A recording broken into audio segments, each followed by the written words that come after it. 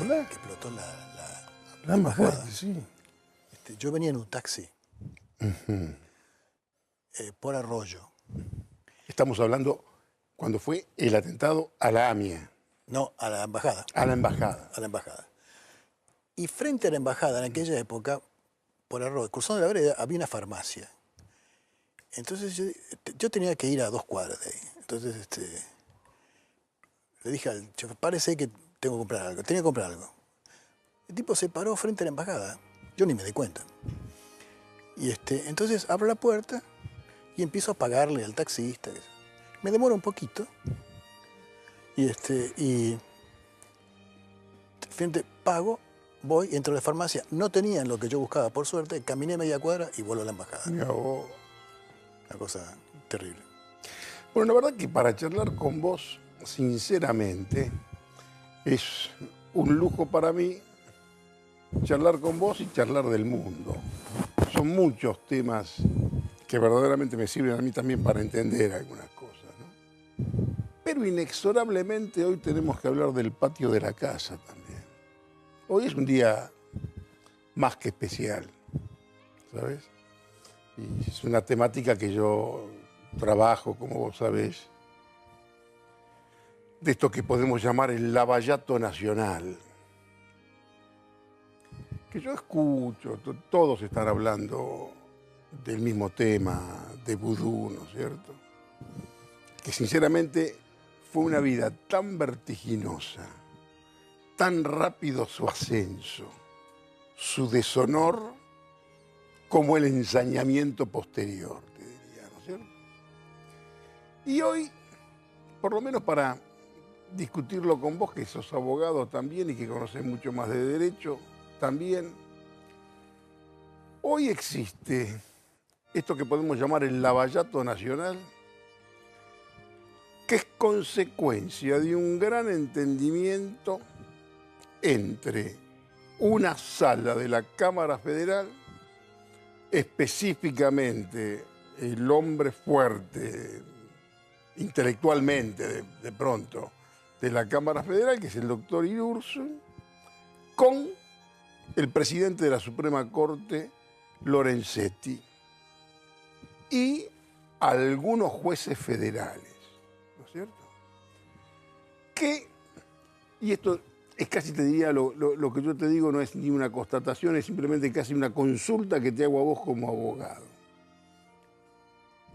que es un criterio muy flexible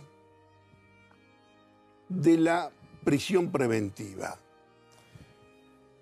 que según los que están detrás de esta movida, es el origen, si vos querés, del éxito, entre comillas, que tiene el tema del lavallato en el Brasil. ¿Cierto? Y el tema de la prisión preventiva es lo que hace que haya tantos cuestionamientos, que son los cuestionamientos que vos escuchás, a la detención de vudú y a la detención también de otros anteriores y las próximas detenciones, que en este caso, como sé que se dice y como yo lo he publicado en el portal, no se puede hablar de un lavallato solamente con funcionarios, sino que vos tenés también que poner en este pastel a los empresarios.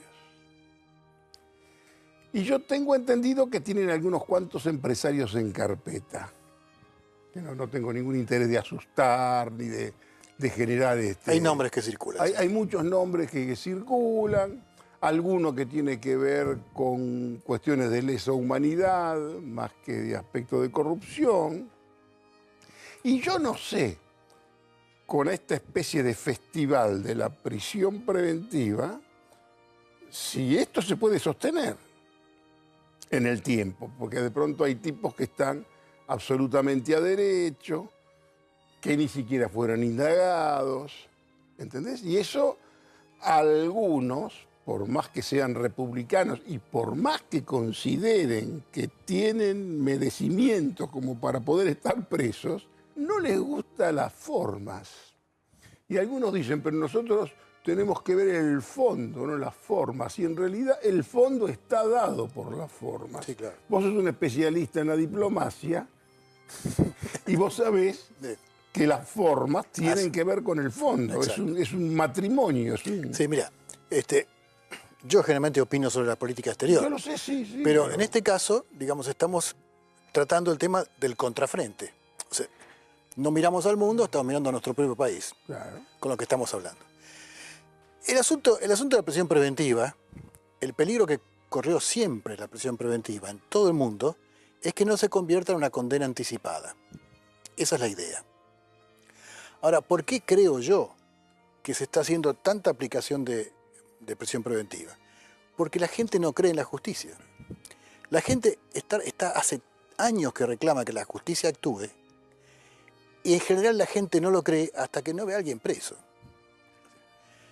Y de alguna manera es un mensaje a la gente de parecernos un poco a lo que están haciendo países que actúan con más seriedad como Brasil. En Brasil no solo hay empresarios presos. En Brasil el lavallato se da en el medio de que los gobernantes de este momento también van presos. Claro. Acá no, acá los gobernantes están en otra dimensión. Bueno, aún así, en Brasil van más lejos que nosotros. Y en realidad, todo el proceso de esta justicia express que estamos teniendo, el mundo nos mira, a nosotros, a Brasil, como países que tienen altos índices de corrupción. Eso es malo, pero existe en casi todo el mundo. España, caso Claro. Gürtel. Claro, nos juzgan no tanto por tener mucha corrupción, sino por cómo reaccionamos ante la corrupción. Por ejemplo, Brasil probablemente tiene mucho más corrupción que nosotros, pero ha reaccionado de manera admirable. Cuando el gobierno de Alfonsín procesó a los comandantes, el mundo se quedó atónito, porque un país como el nuestro ponía en marcha un acto de justicia una acción de justicia que pocos países en el mundo lo habían hecho. Nosotros lo hicimos. Bueno, ahora tenemos una justicia que está reaccionando, que tiene el espejo de Brasil delante y que tiene que tratar de parecerse lo más posible. Y le faltan ciertos datos. Uno de los datos es quiénes pagaban las coimas, es decir, quiénes estaban del lado privado en este entramado de corrupción. Eso es verdad. Vos sabés que el título de la miniserie que yo publico en el portal es Del freezer al microondas. Sí. ¿Qué es lo que significa? Del pisado, cajoneado, del congelamiento de las causas. A una velocidad incomparable. Una velocidad de crucero ya directamente, y es casi una especie de competencia. Claro. Esto, por supuesto, que vos sabés que se hace a caballo de un cambio en la situación política, el contexto político. Así es. A mí me llama la atención cuando muchos voceros sobre todo de prensa, del presidente, salen y dicen que Casa de Gobierno dicen que no tienen nada que ver, que no saben nada, que es una cosa de la justicia. Que vos sabés que no es así. Que a ese nivel es muy difícil que por lo menos no tengas una comunicación. Esto no es un gobierno de jueces, ¿no es cierto? Y yo intuyo que el presidente Macri, el ángel exterminador, como lo llamo yo, esto debe preocuparle, ¿entendés? Porque lo que vos dijiste, en Brasil se apunta a tipos que gobiernan, derrocaron presidente, presos ministros y demás, y hasta cuándo esto se puede sostener simplemente con la mirada hacia atrás. Es decir, la reproducción de agua bendita, que tiene que ver con el gobierno actual, y tirar todo el lodo hacia atrás y todos los personajes. Esto me parece que tiene una especie de ámbito bastante reducido desde el punto de vista estratégico. No creo que se sostenga por mucho tiempo, ¿no? Mira, los jueces argentinos, especialmente los jueces federales, tienen más visión periférica que Riquelme. Saben manejarse muy bien en la atmósfera social en la que se están moviendo. De manera que yo creo que ellos mismos van a ir regulando esa capacidad de juzgar a cualquiera. Y en la medida en que la justicia argentina se vaya consolidando en la fe pública y la gente empieza a creer un poquito más en los jueces, que cree poco, bueno, los jueces van a tener más autonomía por ahí para perseguir gente que no es solamente la del pasado, ¿no? Si es que hubiera gente del presente que estuviera comprometida. Vos ves en España, por ejemplo, ves a la hermana del rey, Cristina de Borbón, sentada en un tribunal. Sin duda. ¿Cierto? Que eso fue verdaderamente una revolución en esa España que la verdad que me tienta a hurgarla por otro ángulo con vos, ¿no es cierto? Porque hay una especie de fiebre, si vos querés, o, como diría Lenin, vos que conocés mucho de Lenin, según leí en algún libro, una especie de enfermedad infantil que pasa por el separatismo, ¿no es cierto? Sí, sin duda. El separatismo tuvo mucho que ver con el pensamiento de izquierda, con Lenin. Vos sabés que durante la República en España fue la época de mayor independencia que tuvo Cataluña. Vos conocés muy bien ese tema. Y ahora eso nos lleva directamente al tema de Cataluña, ¿no? A mí me parece que el asunto de la presunta independencia de Cataluña, que tal vez se dé o no se dé, es un proceso atendible. Si hay suficiente cantidad de catalanes que quieren ser independientes, tienen todo el derecho del mundo a llevar adelante ese proceso. La crítica a Puigdemont y Oriol no es tanto el contenido, sino las formas. Es decir, hicieron un acto de apropiación indebida de un sentimiento muy profundo para hacer un Vos acto. que manejaste la política exterior, ¿te toca a vos este tema? Sí. ¿En Argentina? Sí, te toca a vos Sí. en este momento este Sí. tema. Que yo lo he hablado esto con Sergio Bernstein, que no es que discrepamos, pero tenemos ahí algunas miradas. Entonces, cuando vos ves la diada, cuando vos ves esas manifestaciones de catalanes que no quieren ser españoles. Ningún problema. Esto es, hay un montón de gente que no quiere ser lo que es. En Irlanda del Norte, en Escocia, Flandes, remotamente Canadá, hasta hace poco los vascos, hasta hace poco Galicia. Hay gente que quiere dejar de serlo. Bueno, lo que nos diferencia de otras sociedades, de otras culturas, es la manera en que estamos transando esa diferencia. Esto es, si algún día se va a independizar Cataluña, ojalá que lo haga después de negociar, de conversar y de transar civilizadamente con el resto de España. Lo que no se puede permitir es una especie de golpe de Estado, casi kirchnerista fue, con gente en la calle gritando, simulando una votación que no era tal. Esa no es la manera del siglo XXI y esa no es la manera de un país de la cultura de España. De manera que yo no voy a, ni vos, ni yo, ni Bernstein podemos decir si Cataluña debe quedarse o debe irse. Lo que sí podemos decir es que la cultura occidental, a la cual Cataluña también pertenece, no permite transar esos diferendos a las trompadas. Hay que transarlos negociando. Probablemente después del 21, cuando finalmente Rajoy le quiebre el frente a Puigdemont, surgirán autoridades nuevas con las cuales España pueda seguir negociando una eventual futura independencia de Cataluña o seguramente a corto plazo una mayor autonomía. Vos sabés que no va a haber nunca independencia acordada con España. No lo sé. Eso es lo que dicen ellos. Es ¿no? probable que no. Pero vos fíjate, un conflicto mucho peor que el de Cataluña, que llegó a las armas, como los vascos, finalmente ese conflicto se ha calmado porque hubo reformas en favor... Y se ha calmado sobre todo por los balazos, por los muertos. Sí, los muertos de ambos lados. Claro, Bueno, los muertos de ambos lados. Y hay una novela última que te recomiendo que se llama Patria. Sí, toca este tema que es una maravilla. Los vascos arreglaron. Los vascos le dieron mayor autonomía, cobran sus propios impuestos y bueno, están tranquilos. No todos los movimientos independentistas terminan con éxito. Y quizás no todos los independentistas, los catalanes furiosos o catalanes convencidos, quieren finalmente no ser españoles. Muchos de ellos comprenden que pueden ser españoles o no. Nuestros bisabuelos se mataban en Argentina porque si eran de la provincia de Buenos Aires, querían ser un país independiente del resto de la Argentina. Y tuvimos guerras civiles con eso.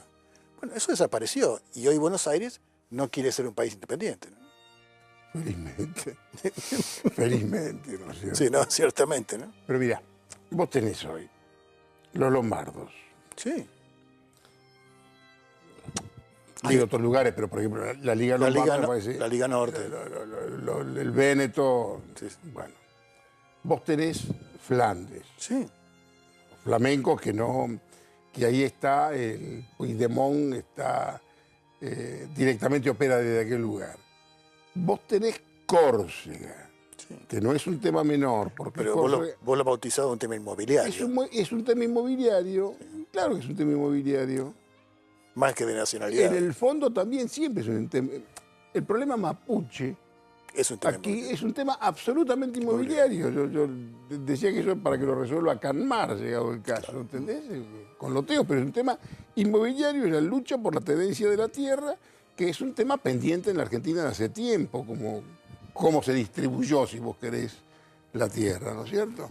Ahora, yo veo todas estas tendencias, que esto también casi te diría son derivaciones de la caída de la Unión Soviética, que vos te acordás la cantidad de países que estaban ahí, todos absolutamente amontonados y que todos tenían que ver, Ucrania, por ejemplo, y todos los países que empezaron a independizarse. Kosovo, que sea un país independiente, lo que era Yugoslavia, por ejemplo. Sí, sí. Acordate vos de aquella Yugoslavia, que era Croacia, Eslovenia, eran 6, 7 países. ¿No? De Uzbekistán salió el asesino ahora de Nueva York, era un hueco. Que es un tema ya, que el tema que viene por ese lado es un tema casi incomprensible aquí, sí. ¿No es cierto? Y ahí está mezclado con esa cosa que a vos te interesa mucho, que es el tema de la religión. Sí. Mira, a mí me parece que hay una cosa que no he conseguido que alguien me la explique, probablemente vos lo hagas. ¿Por qué sucede esto? Hay un atentado en el mundo, con muertos. Y ese atentado se hace en nombre de una religión, de una fe, del Corán.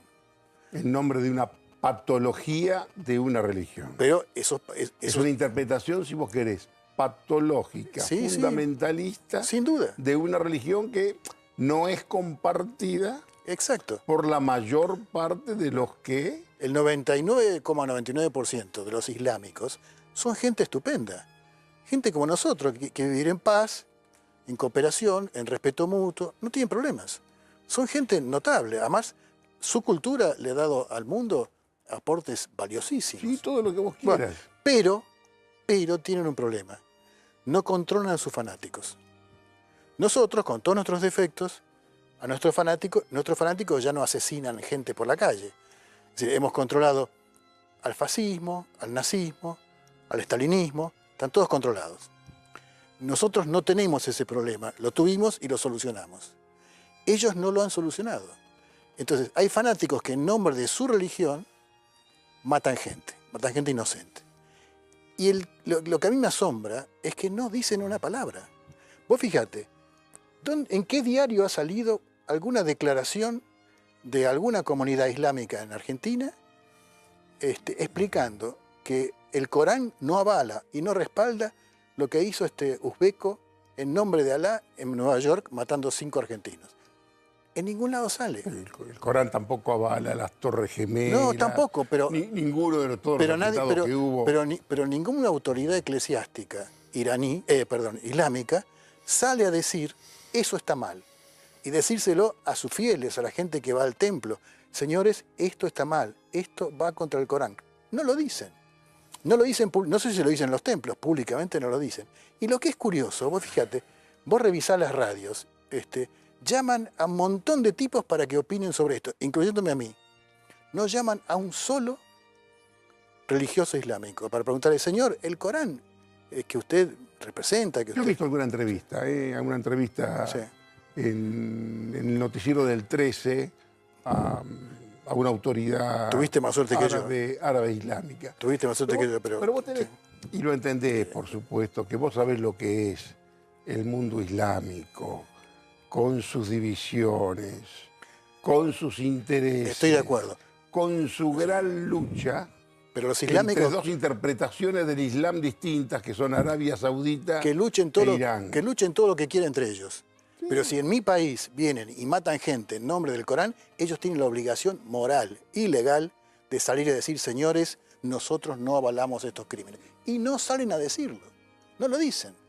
Y lo que es curioso, el periodismo entero no los llama para preguntarles. Es una cosa asombrosa en Argentina y en todo el mundo. Es más, O sea que hay un gran desconocimiento, un enorme desconocimiento de lo que significa verdaderamente la cuestión religiosa. A veces, a mí me lo dice, yo te digo, hermano, yo soy de origen sirio, pero de los más sospechados, cristianos, de los cristianos de Oriente. lo peor que hay. Que tenían verdaderamente problemas. sí, claro. Y que a veces no tenían otra alternativa que estar cerca del poderoso, porque si no se los podían llevar puestos desde las cruzadas hasta acá. Esto es más o menos así, ¿entendés?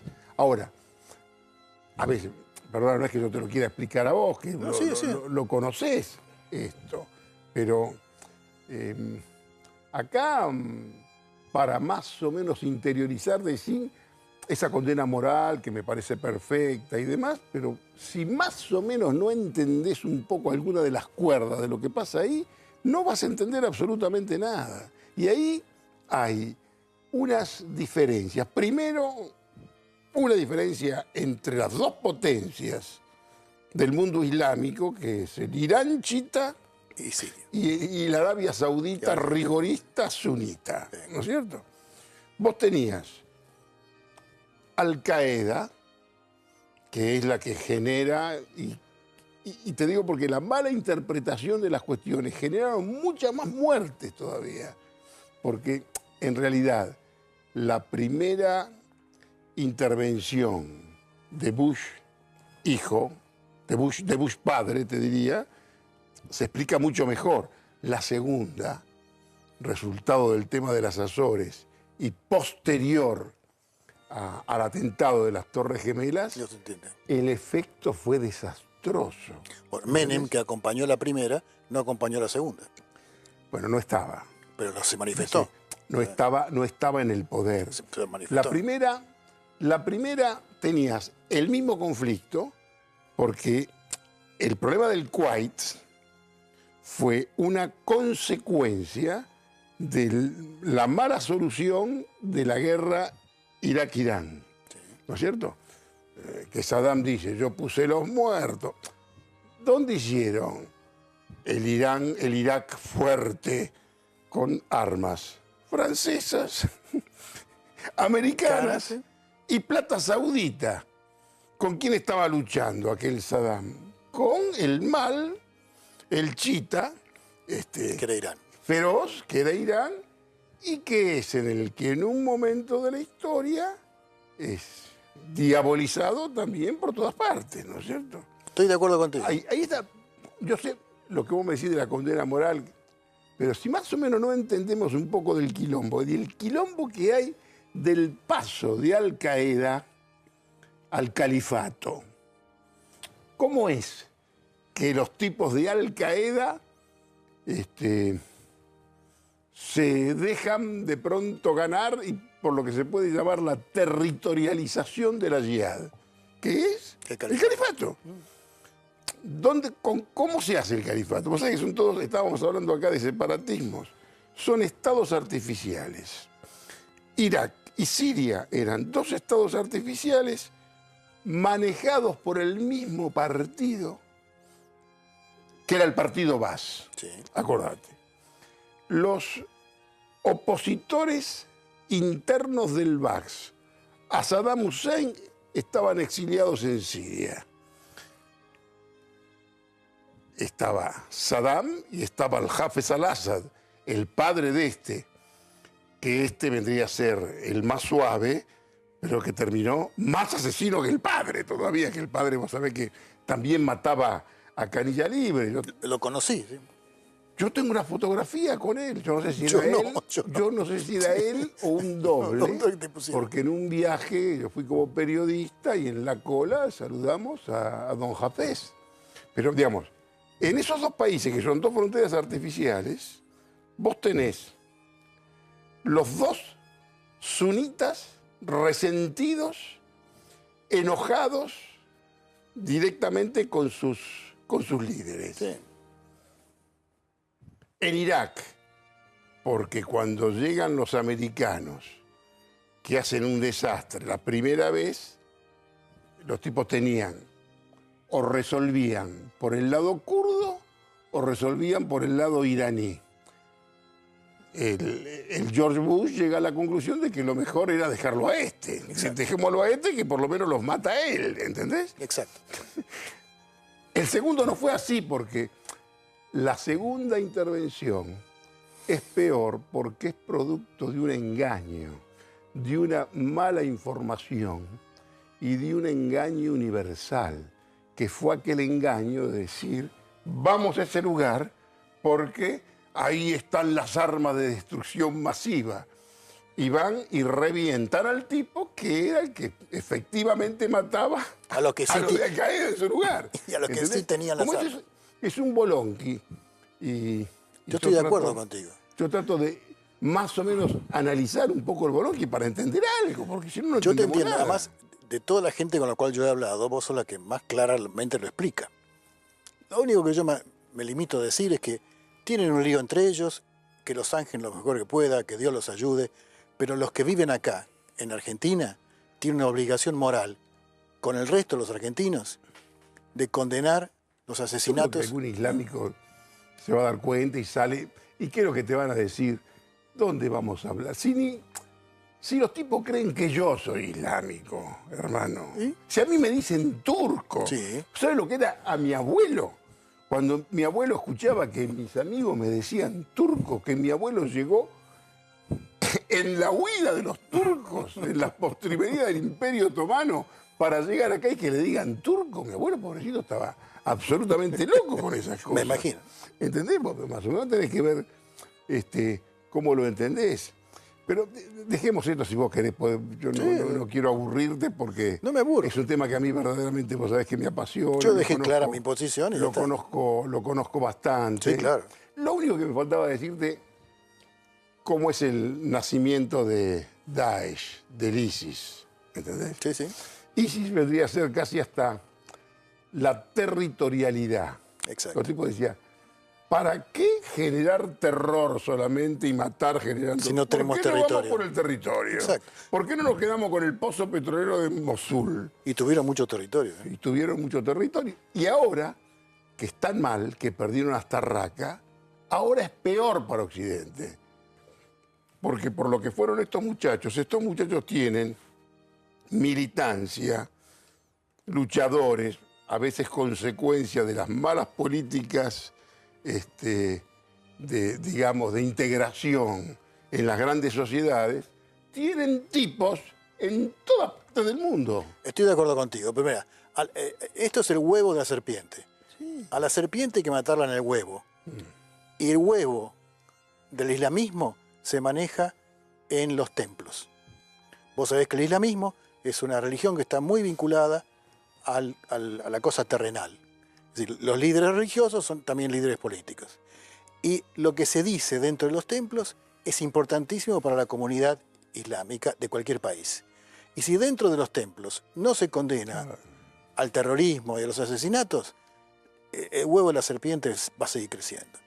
Y yo, lamentablemente, sigo sosteniendo que no lo estamos haciendo. El Estado argentino, no este gobierno, todos los gobiernos anteriores también, no llaman a los representantes de las sociedades islámicas en Argentina para decir, señores, háganse cargo y salgan a decir lo que tengan que decir, pero digan algo. Bueno, Tampoco lo hacemos. Si hablamos de este gobierno y hablamos de política exterior de este gobierno... Es menos complicado. No, ¿por qué? Yo veo, ¿sabes qué? Yo noto una suerte de neoditelismo en la política exterior de este gobierno.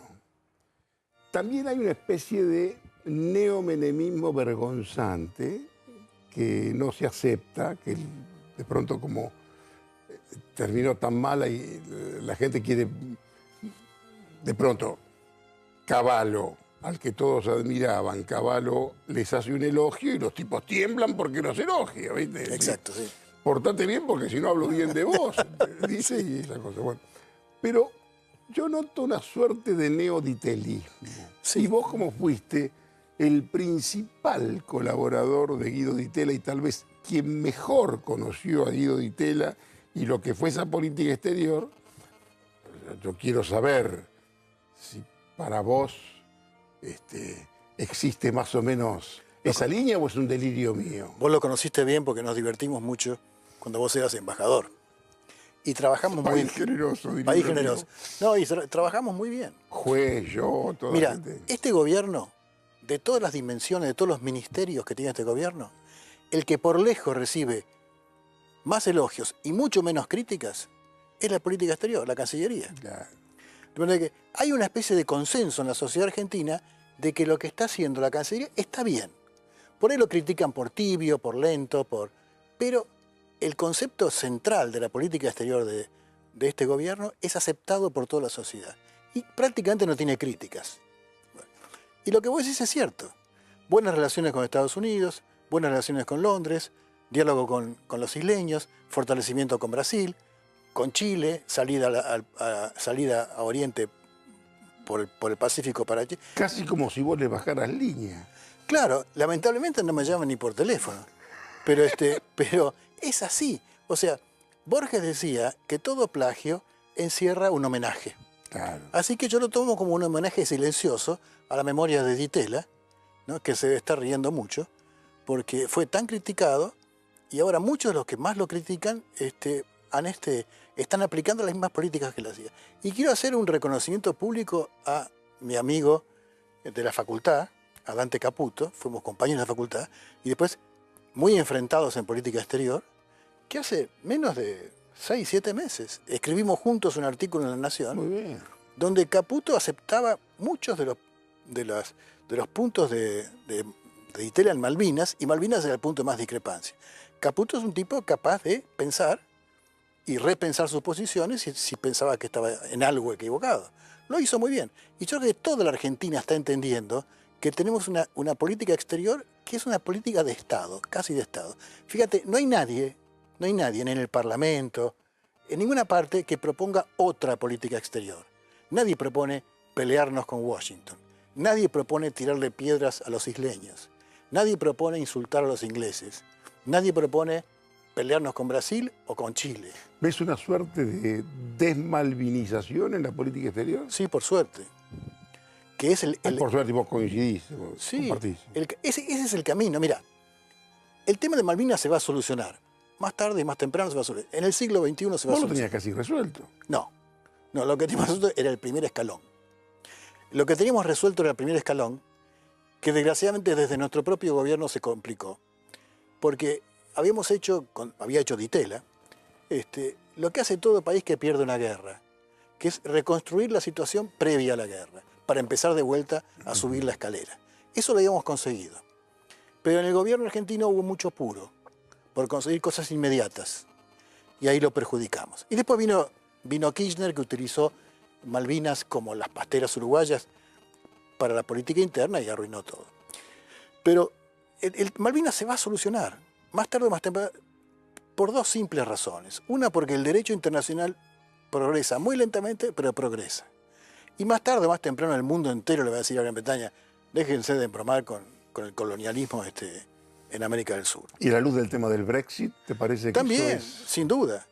Y la otra cosa es que la sensatez universal, fíjate, los temas que más importantes del mundo en este momento, medio ambiente, terrorismo, el lavado de dinero, narcotráfico, son todos temas que han sido impuestos al mundo por la opinión pública. O sea, los países del mundo tienen que comportarse de determinada manera en esos rubros porque la opinión pública se lo exige. El periodismo tiene un papel importantísimo. Y la opinión pública algún día le va a decir a Gran Bretaña, termínenla y arréglenlos tanto con Argentina. Algún día va a ocurrir. Ahora, ¿qué podemos hacer nosotros hasta que ese día llegue? Suponete que llegue dentro de 50 años. Dicho sea de paso, Gran Bretaña 2 veces ofreció devolver las Malvinas y le dijimos que no. Cosa que pocos argentinos Esto fue antes saben. del 82. Sí, pocos argentinos lo saben. Bueno, contalo. Sí. Bueno, Contámelo, yo creo que contámelo bien. lo que tenemos que decir decidir los argentinos es lo siguiente. Primero, no tenemos una posición débil frente a Gran Bretaña. Tenemos una posición débil internamente porque cada argentino tiene su librito y no estamos de acuerdo en la política argentina frente a Gran Bretaña. Y la cambiamos cada 10 años. Con lo cual los ingleses están felices. Bueno, lo que tenemos que hacer es discutir entre nosotros una política de Malvinas y mantenerla 50 años. Ahora, de acá hasta que se discuta finalmente la soberanía, que va a ocurrir, ¿qué queremos hacer? ¿Insultarlos, tirarles piedras, pelearnos? ¿Queremos hacer eso? ¿O queremos establecer, mostrarle al mundo que somos una sociedad civilizada, normal, capaz de cooperar, capaz de discutir, capaz de mantener conversaciones, que eso va a pavimentar y acelerar la llegada del día en que se discuta finalmente? Ese es el literismo básico. Y eso es lo que este gobierno ha dicho sin que a nadie se le mueva un pelo. Cuando Ditela habló del paraguas de soberanía, casi lo mata. ¿Te acordás? Y la señora Malcorra lo dijo y no salió ni en los diarios, no le importó a nadie. ¿Por qué? Porque la gente sabe que está bien el paraguas de soberanía. Bueno. Y está bien toda la política exterior que tuvo Ditela en Malvinas y en todas partes. Bueno, lo de Malvinas te cuento rápidamente. 9 de cada 10 argentinos ignora que 2 veces Gran Bretaña ofreció devolvernos la soberanía de Malvinas. 2 veces. Una fue en el tercer y último gobierno de Perón. Terraño dice que fueron 3, yo tengo 2. En el último gobierno de Perón, 74, el embajador británico entregó una propuesta por escrito, formal, está en la Cancillería, está en los libros, nadie la discute, proponiendo algo parecido a Hong Kong. Devolver la soberanía en 100 años y mientras tanto lentamente incorporar a la Argentina a la administración de las islas. Perón le dijo al canciller, Viñes, negocie, baje los 100 años a 50, una cosa así, pero metámonos ahí que una vez que entramos no nos saca nadie. Desgraciadamente Perón murió pocas semanas después y los que siguieron después no tuvieron estatura para ese tipo de conversaciones. Después, una segunda vez, el primer ministro de Gran Bretaña envió a su vicecanciller, Nicholas Ridley, a Argentina con una propuesta muy semejante. ¿Quién era presidente en ese momento? La Junta. La Junta. La última Junta. Videla estaba. No, estaba Viola. Viola. Ahora te voy a decir por la fecha. Entonces Ridley vino acá con la misma propuesta, 100 años y lentamente ir participando en la administración, qué sé yo. Y no se sabe por qué, aunque sospecho por qué. La Junta Militar le contestó, bueno, pero aceptamos, pero no 100 años, para esta Navidad. Y estamos hablando de noviembre del 81. Claro, ya estaba. Un mes y medio. Ya Bueno, estaba. era la Ya forma de estaba decir el que no. proyecto, Claro, ya estaba. entonces, aparentemente, nuestros talentos militares que nos gobernaban pensaron que la oferta venía porque estaban muy débiles. Entonces vamos y nos cargamos nos cargamos. Nos cargamos a los ingleses. Y la Cancillería, que tiene la obligación funcional de explicarle a los presidentes cómo funciona el mundo, no dijo nada. ¿Cómo se puede imaginar que Gran Bretaña iba a tolerar que un país de segunda o tercera categoría le pegara un cachetazo en medio de la Guerra Fría para mostrar a la Unión Soviética que el principal aliado norteamericano no tenía la fuerza para mantener sus dominios? Es imposible. Nadie le dijo eso a la Junta, o si se lo dijeron se callaron la boca. Y Costa Méndez, cuando fue canciller, sabía eso, seguro. Sin duda, Costa Méndez conocía muy bien el mundo, era un tipo muy culto. Pero Dios sabe por qué hizo lo que hizo, quizás por cuestión personal. No quiero criticarlo, no vive más. Yo quiero aprovecharte en serio. Vos sabés que hoy yo leí... Perdóname, el primer ministro que envió esa oferta de devolvernos las islas en noviembre del 81 era Margaret Thatcher, la bruja, que es la misma primer ministro que presidió la ceremonia de entrega de traspaso de Hong Kong a China, a la cual nosotros hemos convertido en una bruja malvada, pero era un primer ministro que defendía sus intereses y que entre sus intereses incluyó devolvernos las islas.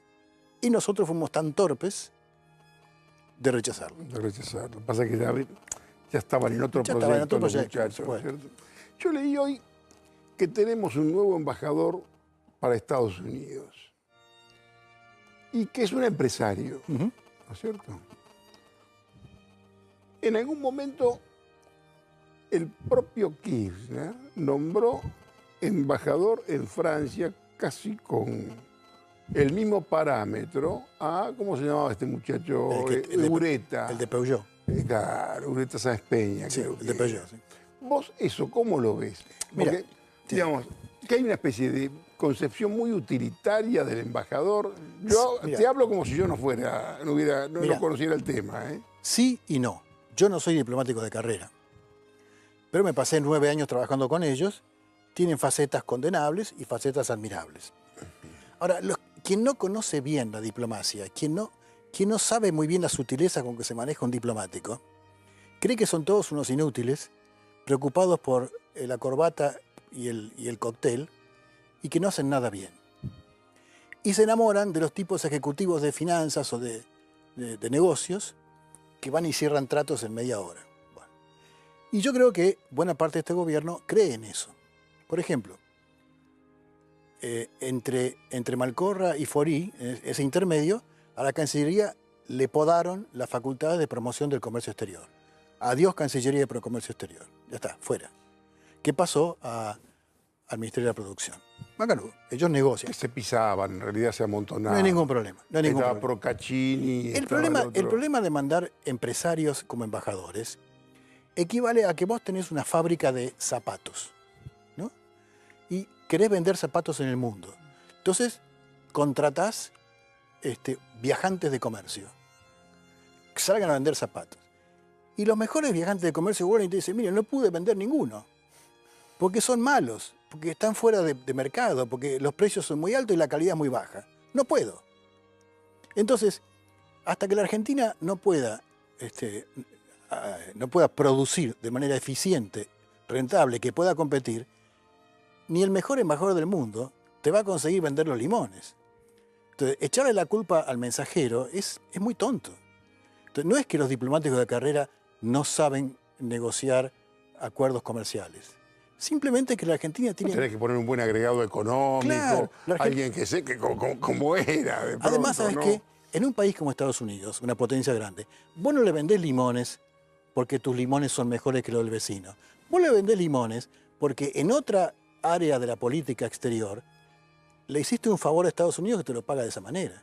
Es todo muy sutil, muy complicado. No es tan simple decir, bueno, mando un empresario que la rompe. Ojalá que este señor, que lo conocí circunstancialmente, él estuvo en el comercio de cereales en su momento, en la empresa creo que era Continental.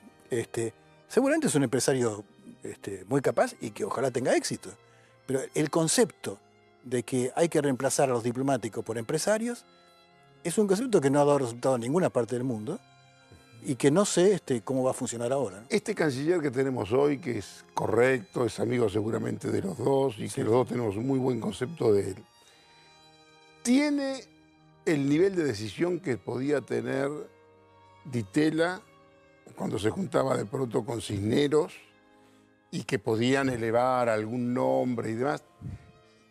Está como instalado, que a lo mejor es injusto, por eso quiero consultarlo con vos, como que la política exterior la maneja un señor que se llama Fulvio Pompeo y que en la práctica el hombre fuerte de la política exterior es Marcos Peña y que hay un excelente diplomático de carrera que conoce muy bien las formas y que tiene muy bien la casa y que no es ningún tonto, que sabe, porque yo lo he tenido, fue sucesor mío en Lisboa y en Lisboa ha hecho un trabajo espléndido, pero hay todo como en la política, como decir, ahí tenés que hablar con Pompeo, te dicen.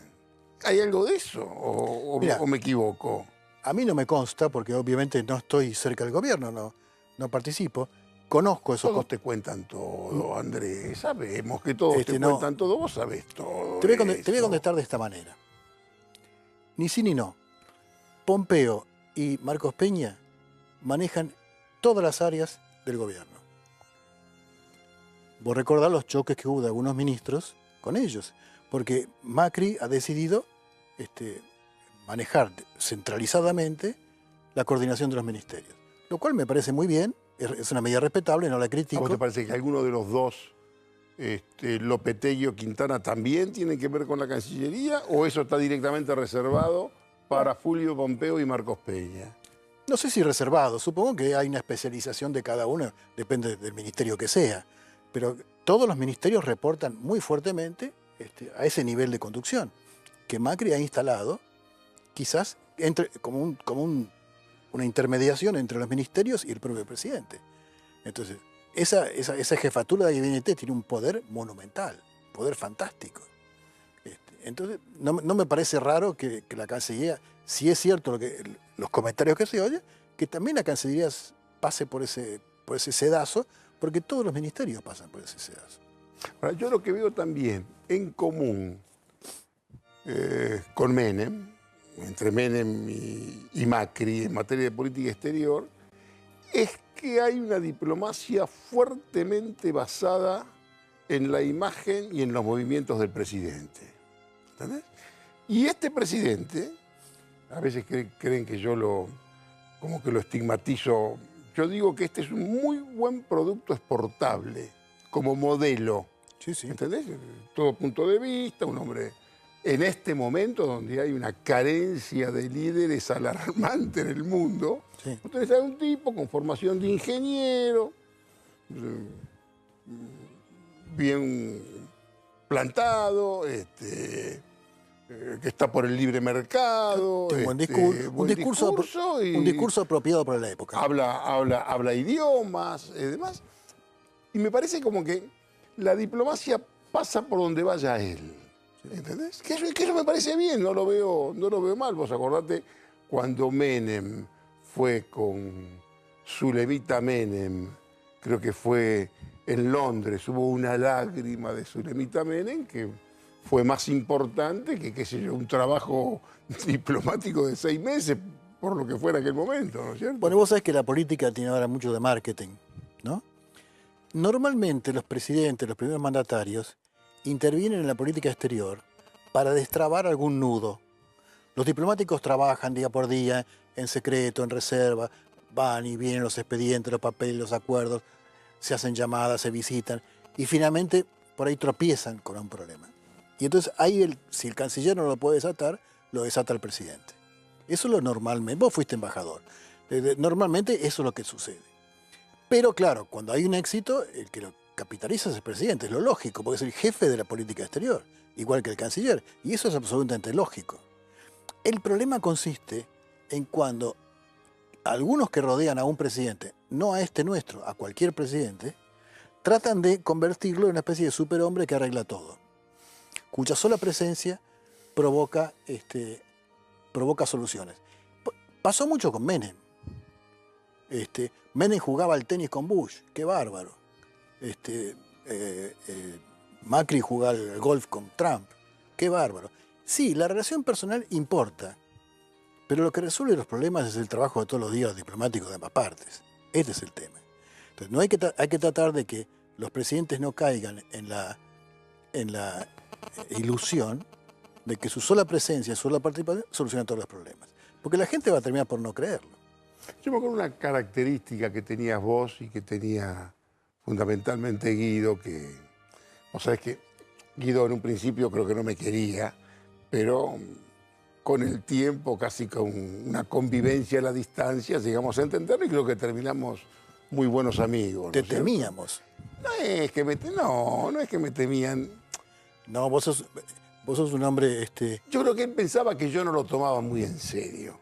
Sí. Y la verdad, al principio no lo tomaba muy en serio. Tenía razón. Tenía razón Ditela. Después tuvimos unas charlas maravillosas. Una cosa de las que tenía Ditela, que me parece muy bien, que Ditela a antecesores les consultaba. Sí. Digamos, vos tenés un problema en algún lugar. Sí. No se te tiene que caer una medalla porque lo llames a Cisneros para decirle, Cisneros, cuando vos tuviste aquel problema, que hoy tenemos este mismo problema. Te doy un dato. A lo largo de 9 años, Ditela consultó a todos los ex... Por supuesto. Cancilleres. Eso me parece brillante lo que hacía. A todos los ex vicecancilleres, a todos los ex ministros de Economía, y además entrevistó excepto en el caso de los cancilleres en el caso del primer canciller de Kirchner, que ni él mismo sabía que podía ser canciller, mantenía conversaciones periódicas con todos los que después fueron cancilleres o después fueron vicecancilleres.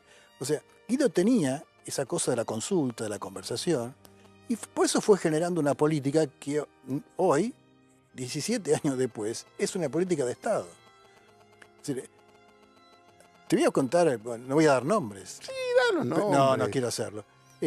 Había políticos, generalmente radicales, que era nuestra principal oposición, con las cuales conversábamos animadamente en la casa de un amigo. No querían venir a la Cancillería. Para no ser vistos, fíjate vos, para no ser vistos dialogando con el canciller. Supongo que porque eso sería una especie de... Ahora, y bueno, evocar así a Di Tella, sí. tipo que yo después finalmente le tuve mucho aprecio, me decía cosas maravillosas, Di Tella. Un día viene y me dice, en Lisboa, Jorge, ¿qué pasa? ¿Sabes que hacemos las cosas mal? Y a veces hacemos las cosas muy mal, pero vos podés entender que cada vez que hacemos las cosas más mal nos va mejor. No, bueno, pero Di Tella tuvo putas. Te cuento una. maravillosa. Te cuento una. Yo no me acuerdo si fue con Bush padre, no me acuerdo, o con Clinton. Había una visita importante de Menem a Estados Unidos. Y vos sabés que las discusiones se mantienen con los diplomáticos. Claro. ¿No? Y los presidentes se reúnen solamente de punto de vista social. Cuando el presidente visitante se va, se reúne con el presidente del lugar, están 20 minutos conversando, 40 minutos, se planean 20 y se ejecutan 40 más para que la prensa diga, qué notable, cómo tuvieron conversación. Claro. Y en realidad hablan de lo normal, cómo está su país, cómo están los vecinos, Claro. todo explica, todo bacano. No se espera que un presidente saque un tema de discusión, no se espera. Y ese día el presidente norteamericano le dice, dígame, ¿por qué no quieren firmar un tratado de libre comercio con nosotros? Ustedes no quieren, ¿por qué no lo firman? Es bueno para usted. Y empezó a argumentar algo que nosotros ya venimos diciéndole que no. Los diplomáticos, los cancilleres, ya venían, no, mire, no lo vamos a firmar, no se firma. Bueno, el antecedente, digamos, del ALCA, ¿no? Bueno. Y Menem lo escucha atentamente, escucha la traducción, y dice, mire, discúlpeme, pero yo fuera de mi país nunca hablo en inglés. Entonces, el tipo lo mira y entonces dice, le voy a pedir a mi canciller que le explique por qué no le vamos a firmar el acuerdo. Fíjate, ese era un gobierno que llamaban que era subordinado a Washington, ¿no? Entonces Di Tella era un perfecto inglés de Oxford, le dice, mire, presidente, el cuento no era de Di Tella, lo tomó Di Tella. Dice, una vez los tiburones le propusieron a las sardinas el siguiente acuerdo. De 0 horas a 12 al mediodía,